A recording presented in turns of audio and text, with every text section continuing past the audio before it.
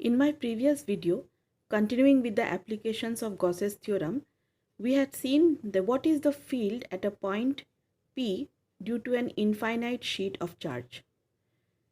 Today's answer is just an extension of that. Here we consider the situation when instead of one sheet, there are two sheets of charge, as you can see in the diagram. So we are having two sheets of charges, positively charged, kept parallel in vacuum or air, and we wish to find the field.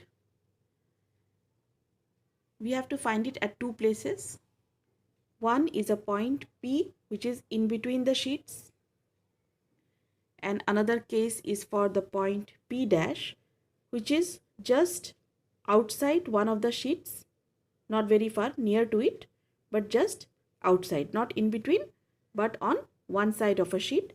Similarly, another point P dash on the outer side of sheet number 2. So sheet 1, sheet 2, two sheets parallel, positively charged.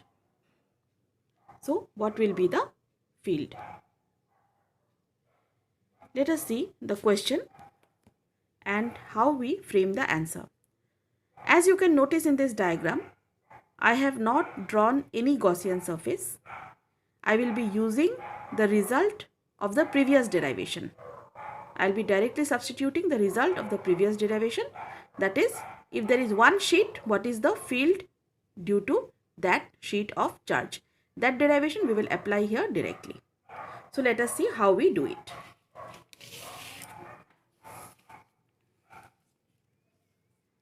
Obtain the mathematical expression electric field due to two infinite parallel sheets of charge. Suppose two infinite plane sheets of positive charge are placed parallel to each other in vacuum or air. We know that the magnitude of electric intensity E on either side close means near to the plane sheet of charge of density sigma. So in our previous derivation, sigma is the charge density, charge per unit area, and so if using that derivation, we had the formula E is equal to sigma by twice epsilon naught. Sigma was the charge density, epsilon naught permittivity of free space. This is the derivation which we got in the previous part for infinite sheet, single infinite sheet.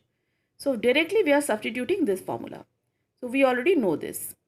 Now E acts perpendicular to the sheet, directed away from the sheet if charge is positive, towards the sheet if charge is negative. As shown in the diagram, let E1 and E2 be the electric intensities at any point due to sheets 1 and 2 respectively. So let us come back to the diagram now. So E1, field E1 due to sheet 1, field E2 due to sheet 2 at the point P dash, both are directed outwards, repulsive force. But in between the sheets, you can see the direction. So on the outer point, they are in the same direction, but in between, they are in opposite direction. E1 due to sheet 1, E2 due to sheet 2. Similarly here, for the outer point, they are in the same direction, E1 and E2. Okay.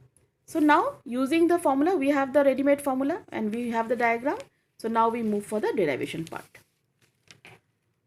For a point outside the sheet, outside the sheets, for example, P dash, E1 and E2 are in the same direction. So resultant intensity, when they are in same direction, you just have to add. Formula is available, sigma by twice epsilon naught. For sheet 1, sigma 1, charge density sigma 1. For sheet 2, charge density sigma 2.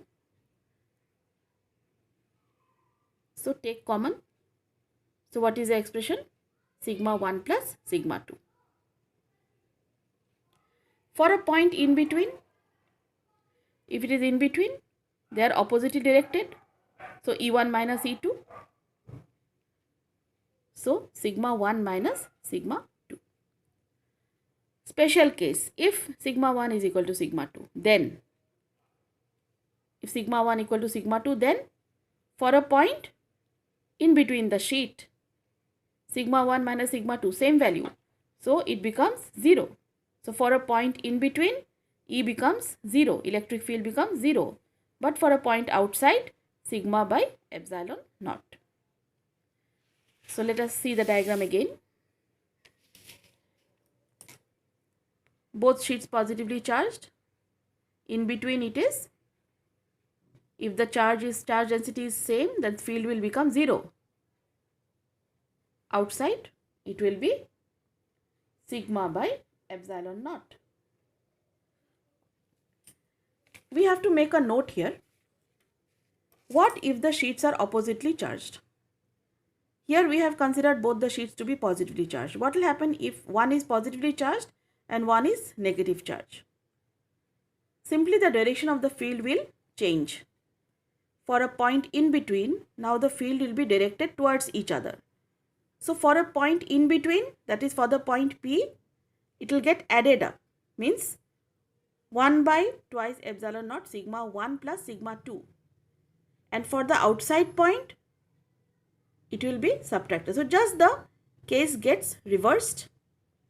And if sigma 1 equal to sigma 2, in that case, for a point in between, it will be sigma by epsilon naught. But for a point outside, because sigma 1 minus sigma 2, if they are equal, for a point outside, it becomes 0. So just the situation is reversed. The formula remains the same. Only it is alternated for a point in between and for a point outside.